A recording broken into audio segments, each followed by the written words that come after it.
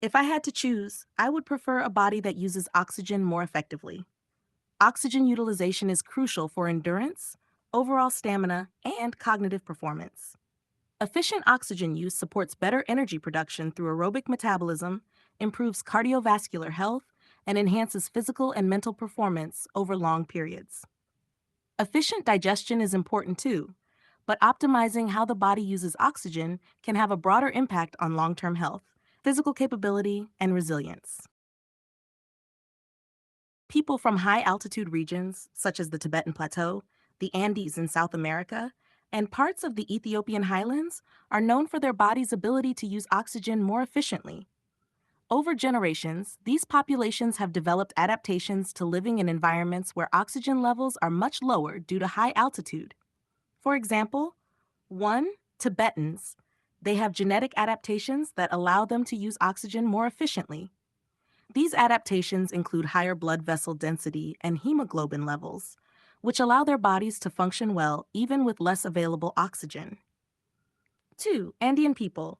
Indigenous people from the Andes have a different set of adaptations, such as higher hemoglobin levels, which help to transport more oxygen in their blood in response to the lower oxygen pressure found at high altitudes. 3. Ethiopians. People living in the Ethiopian highlands show distinct genetic markers that allow for efficient oxygen use, similar to Tibetans, but through different biological mechanisms. These populations have undergone evolutionary changes that make their bodies naturally more adept at extracting and using oxygen in environments where oxygen is scarce.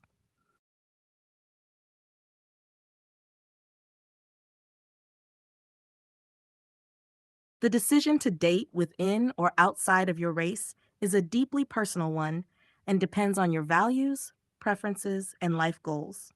From a biological perspective, genetic diversity can be beneficial, as it can increase resilience to certain diseases and broaden adaptive traits. For instance, if two people from different high altitude regions were to mix, their offspring might inherit a combination of traits that improve oxygen efficiency even more. Culturally, it's also important to consider what is meaningful to you.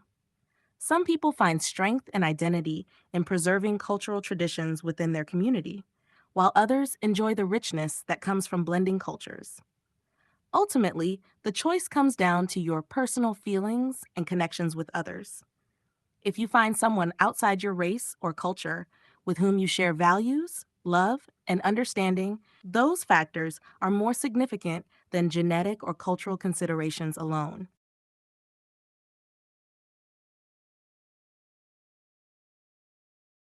If your primary interest is maintaining or enhancing physiological capacities, such as oxygen efficiency or other adaptive traits, it's worth considering the potential genetic advantages of diversity. Mixing with people from different high altitude regions or with other advantageous physiological traits could theoretically combine beneficial genes, potentially resulting in offspring with enhanced traits for oxygen utilization, metabolism, or other adaptations. That said, it's important to remember that while genetic traits can be passed on, individual health, lifestyle, and environment also play significant roles in determining physiological capacities. Factors like diet, exercise, and overall well being are crucial in maintaining those traits throughout life. If maintaining specific physiological traits is your main goal, looking for partners who share similar adaptive traits could help. However, mixing with others outside your race or region can still lead to robust and healthy genetic outcomes, often enhancing overall resilience due to greater genetic diversity.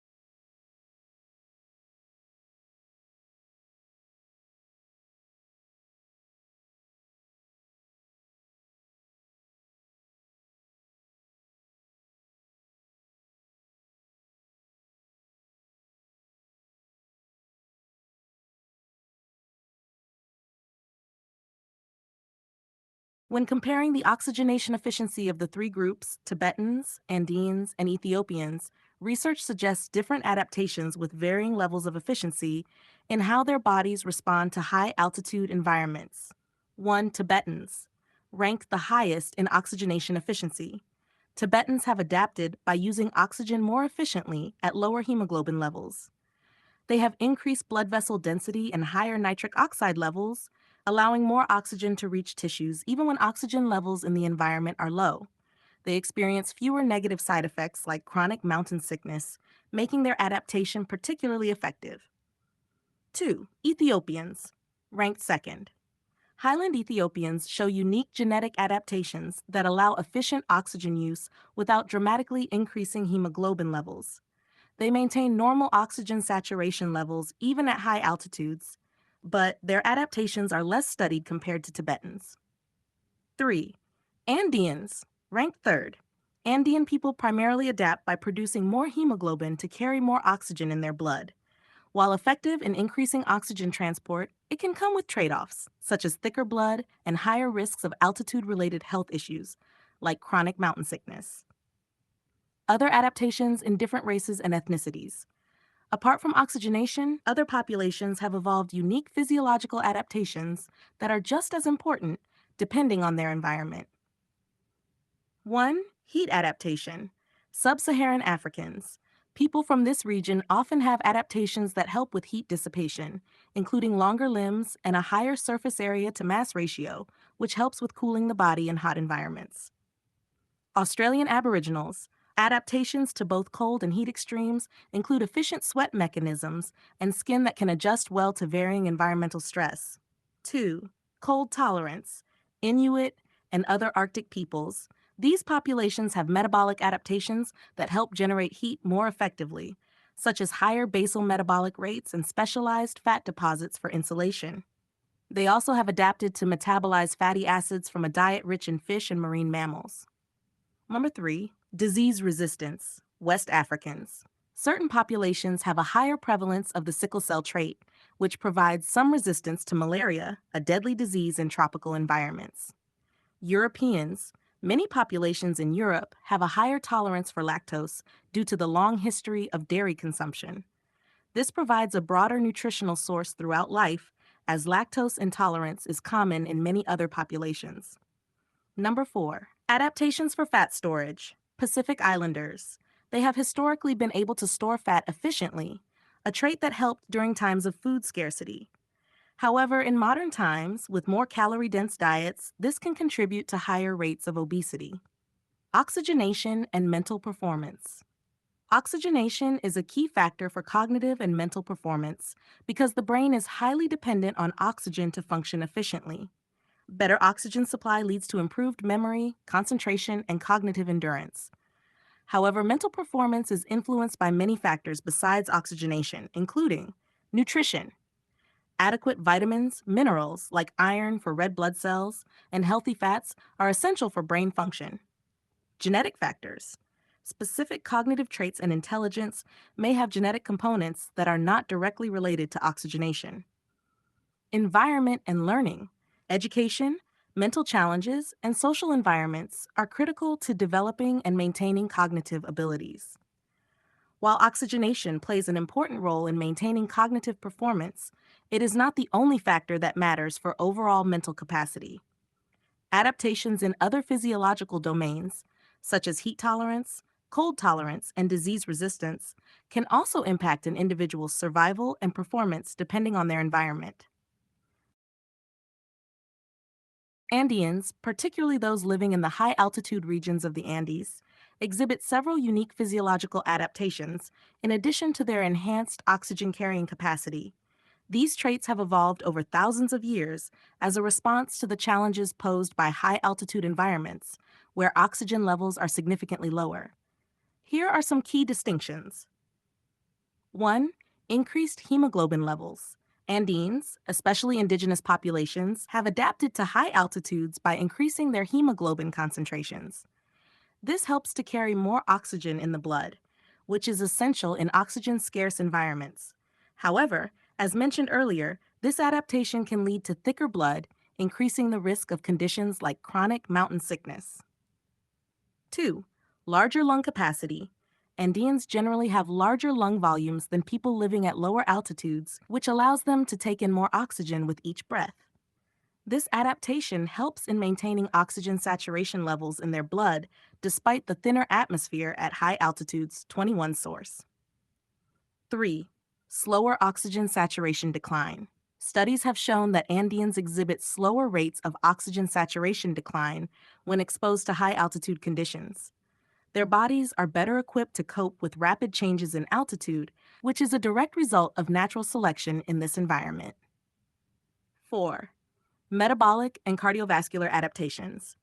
Andeans have distinct metabolic adaptations that allow for more efficient use of oxygen, enabling them to sustain physical activity at altitudes where others would struggle.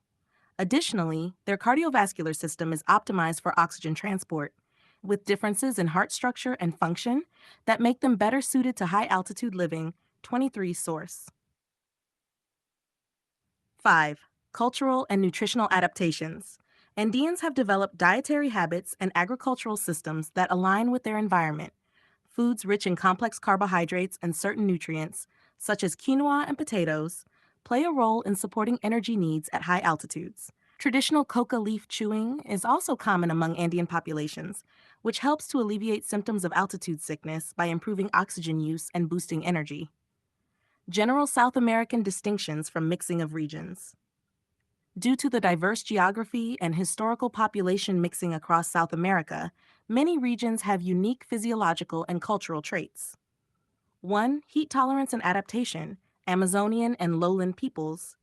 Indigenous peoples of the Amazon and other lowland regions have adaptations for dealing with hot, humid environments, such as efficient cooling mechanisms through sweating and lower basal metabolic rates, which help them cope with the heat.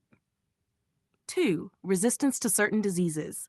Indigenous South American populations have evolved resistances to some tropical diseases endemic to the region, such as malaria. For instance, some Amazonian groups exhibit partial resistance to certain parasites and viruses due to long-term exposure. 3. Metabolism and nutrition. Populations from different regions of South America, particularly those with mixed European, African, and indigenous ancestry, may have different metabolic adaptations that reflect the foods available in their environments. For instance, many highland and lowland indigenous groups developed diets based on agriculture and hunting, while European influence brought wheat and dairy into many regions, leading to varying degrees of lactose tolerance and metabolic efficiency. 4. Cultural blending and adaptive practices. The mixing of indigenous peoples with European and African populations has led to a wide range of physical and cultural adaptations, especially in terms of food, agriculture, and medicine. Traditional practices, like herbal remedies and unique agricultural techniques, e.g., terracing in the Andes, often reflect a blend of indigenous and colonial influences. 22 source, 25 source. In summary, Andeans and South Americans exhibit a rich array of physiological adaptations due to both environmental pressures, like altitude, and the historical mixing of populations across diverse regions. These adaptations enhance survival in specific climates and have contributed to the unique cultural and physical characteristics seen in various parts of the continent. The region with the most interesting mix of physiological adaptations is likely the Himalayan Tibetan region, due to the diverse range of high-altitude populations living in extreme conditions. However, there are a few other contenders worth noting due to the unique environmental challenges and population histories. Here's a breakdown of some of the regions and their notable adaptations. Har 1. Himalayan Tibetan region. The Himalayas and Tibetan Plateau are home to populations with some of the most specialized adaptations for living at extreme altitudes, where oxygen levels are 40% lower than at sea level. Physiological adaptations in this region include increased capillary density. This allows for better oxygen delivery to tissues. Unique hemoglobin functionality. Unlike Andeans, Tibetans have evolved a version of the EPAS1 gene, which regulates red blood cell production without increasing blood viscosity, preventing altitude sickness. Enhanced oxygen saturation. Their blood maintains higher oxygen saturation at rest and during activity, supporting endurance and cognitive performance. 21 source. 2. Ethiopian highlands. The Ethiopian highlands present a different high altitude adaptation compared to the Himalayas and Andes. Here, populations have adapted through minimal hemoglobin changes. Unlike Andeans and Tibetans, Ethiopians do not show significant increases in hemoglobin.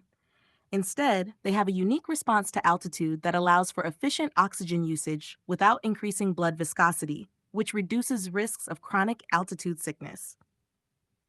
Genetic differences. Specific genetic variants, distinct from those found in Tibetan and Andean populations, contribute to their adaptations, making their evolution a separate and unique case study. 22 source. 3. Sub-Saharan Africa, varied adaptations. Sub-Saharan Africa is home to populations with a range of distinct physiological adaptations due to varied climates and disease pressures. Malaria resistance.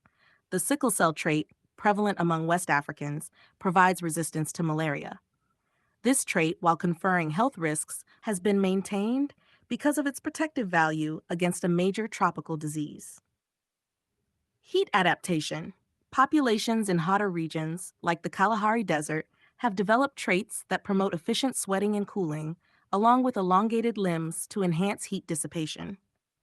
Adaptations to arid climates. The Khoisan and other desert-dwelling groups have metabolic adaptations that allow them to survive on limited water and food resources, including higher fat storage for energy. 24 source. 4. Arctic regions. Inuit and Siberian groups. Inuit populations in the Arctic regions and Siberian groups are among the best adapted to cold environments, with specific physiological and genetic traits. Enhanced fat metabolism. Inuit have adapted to a diet rich in omega-3 fatty acids from fish and marine mammals. Their unique gene variants support a high-fat diet without typical health risks like high cholesterol. Thermogenesis adaptations. Populations have a higher basal metabolic rate, which generates heat and specialized body fat, brown adipose tissue to combat extreme cold. 23 source.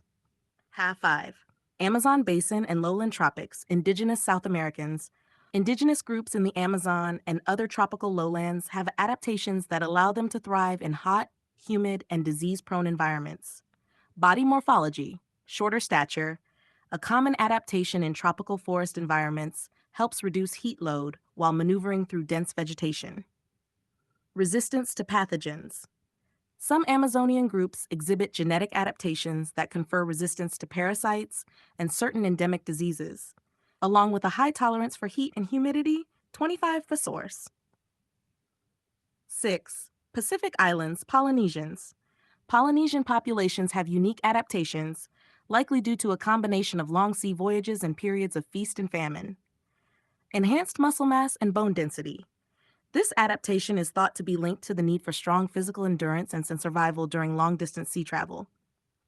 Obesity resistance. Despite high-calorie diets in modern times, some genetic variants in Polynesians make them more resistant to the negative effects of obesity. However, these traits can also lead to metabolic disorders when exposed to calorie-rich, modern diets. 22 source. Why oxygenation may be the most interesting of all these adaptations. Oxygen utilization and high-altitude survival are particularly interesting because they involve a complex interplay between genetic, physiological, and cardiovascular changes.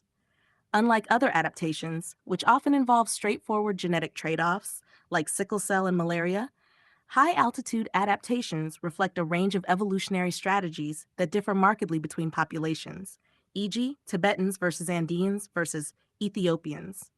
Overall, the Himalayan-Tibetan region may be the most interesting due to the extreme nature of these adaptations and their unique evolutionary pathways. But when considering varied mixes of adaptations, Africa, South America, and the Arctic also stand out as prime examples of human evolution in response to diverse environmental challenges. 23 source, 25 source. Here's a list of regions or races that have developed unique adaptations in relation to the 5 senses due to their environments. 1. Sight. Inuit, Arctic regions. Inuit populations have better low-light vision due to living in regions with long periods of darkness in winter. They rely heavily on subtle visual cues in the snow and ice to hunt and navigate, which may have sharpened their contrast sensitivity and low light vision. Saharan and desert dwelling people, groups like the Tuareg in the Sahara Desert, have adaptations for protecting their eyes from harsh sunlight, including narrow eye openings and the habit of wearing protective headgear. Their eyes are accustomed to the intense light and glare of the desert. Hash 2. Hearing. Australian Aboriginals. Australian Aboriginals are known for having exceptional hearing abilities, which have likely developed from hunting in the open landscapes of the outback. Their acute auditory sense helps them detect faint sounds of wildlife over long distances. Booty pygmies. Congo rainforest. Living in dense rainforests, the Mbuti pygmies rely on their highly sensitive hearing to navigate and hunt, as visibility in the jungle can be limited. Their ability to hear subtle sounds in their environment has been noted in studies of forest-dwelling populations. Andaman Islands. Indigenous populations like the Ongi have demonstrated heightened olfactory senses, likely developed for detecting food sources and dangers like predators. Their ability to smell over long distances is well documented. Indigenous Amazonian tribes. In dense tropical forests where visual cues can be limited, Amazonian tribes have developed a heightened sense of smell to locate plants and animals and detect changes in the environment. For taste, Southeast Asians, particularly those in Thailand and Vietnam, these populations have historically relied on complex, multi-flavored diets involving a mix of sweet, sour, bitter, salty, and umami flavors. Their taste preferences and adaptations have evolved to handle highly spicy and aromatic foods, influencing both their culinary traditions and possible sensory development. East Africans, Ethiopia. In Ethiopia, foods like fermented injera and spice stews may have enhanced their sensitivity to certain flavors, particularly spices and fermented foods. These flavor preferences have cultural roots and could tie into a heightened sense of taste over time. Touch, Inuit and Siberian peoples, Arctic regions. These groups, accustomed to extreme cold, are adapted to withstand lower temperatures, with cold tolerance extending to their extremities. Their tactile sensitivity may have developed differently due to the need for dexterity in cold weather conditions, such as making tools or preparing animal hides. Indigenous Australians. Some studies suggest that Indigenous Australians have heightened tactile sensitivity, which is crucial for tool making and other intricate manual tasks that have been a part of their culture for thousands of years. Different populations around the world have evolved unique adaptations to their environments that have heightened certain senses.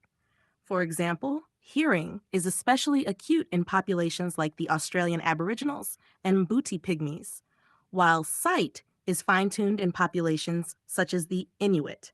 Smell is enhanced in groups like the Ongi, while taste may be heightened in culinary-rich regions like Southeast Asia. Lastly, touch sensitivity is finely adapted in groups living in extreme cold, such as the Inuit and Siberian peoples. These adaptations show how human populations have fine-tuned their senses to match their environments over generations. 21 source, 22 source, 25 source. The cognitive capabilities of different populations are influenced by a combination of genetic, environmental, and cultural factors, rather than one single nervous system wiring that makes any group inherently better in terms of cognition. However, there are some general trends in how different regions or groups have developed cognitive adaptations based on their environment, cultural practices, and historical pressures. Here are some regions with populations that have developed notable cognitive capabilities due to these factors. 1. East Asia, China, Japan, Korea. Education and cognitive performance. Countries like China, Japan, and South Korea have traditionally placed heavy emphasis on academic achievement, with cognitive development being a cultural priority.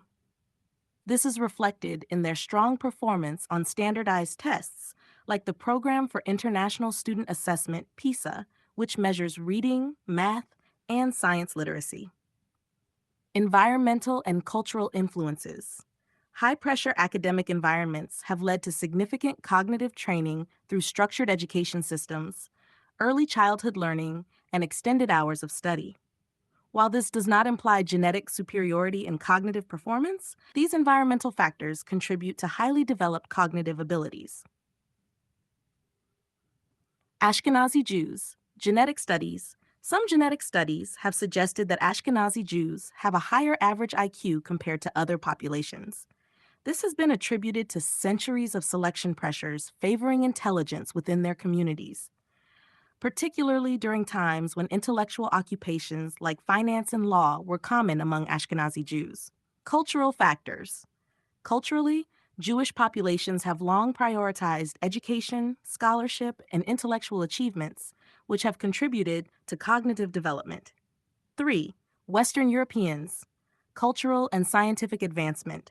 Western European populations, particularly in Northern Europe, have a history of scientific, industrial, and technological innovation, which has pushed the boundaries of cognitive capabilities in fields like mathematics, philosophy, and engineering. High literacy rates and extensive academic traditions have contributed to strong cognitive development. Evolutionary pressures. Some argue that the colder climates and resource scarce environments of Northern Europe may have exerted evolutionary pressures that favored problem solving and planning, contributing to cognitive development. 4. Populations with multilingual environments, e.g., Africa, South Asia, multilingualism and cognitive flexibility. In regions like Africa and South Asia, many populations grow up in multilingual environments, which is known to enhance cognitive flexibility.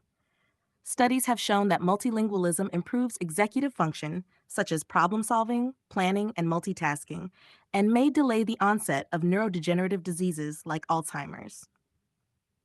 Cultural complexity. Living in environments with complex social and linguistic dynamics promotes cognitive adaptability, and these populations often exhibit enhanced verbal and spatial reasoning abilities due to the necessity of navigating multiple languages and social networks. 5. High altitude populations, e.g., Tibetans, Andeans, Ethiopians, hypoxia adaptations and cognitive performance.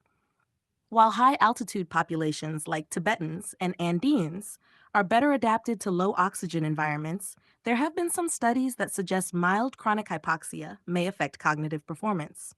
However, cultural factors, education, and exposure to enriched environments are likely to mitigate these effects, and their genetic adaptations, such as more efficient oxygen utilization, allow them to maintain normal cognitive functions despite lower oxygen availability. 21 source, 22 source. 6. Hunter-gatherer populations, e.g., Khoisan, spatial and environmental intelligence. Some studies on hunter-gatherer populations, like the Khoisan or Hadza, suggest that their spatial awareness and ability to navigate complex landscapes might be among the highest of any human population. Their daily activities, which involve foraging over large areas and tracking animals, develop their working memory and environmental cognition in ways that differ from urbanized populations. Summary of factors for cognitive performance. Genetic factors. While genetic factors play a role in cognitive abilities, most of the cognitive distinctions across populations are driven by cultural, educational, and environmental influences. Cultural and educational emphasis. Regions like East Asia and Ashkenazi Jewish populations place a high emphasis on education and intellectual achievement, which promotes cognitive development. Adaptations to specific environments.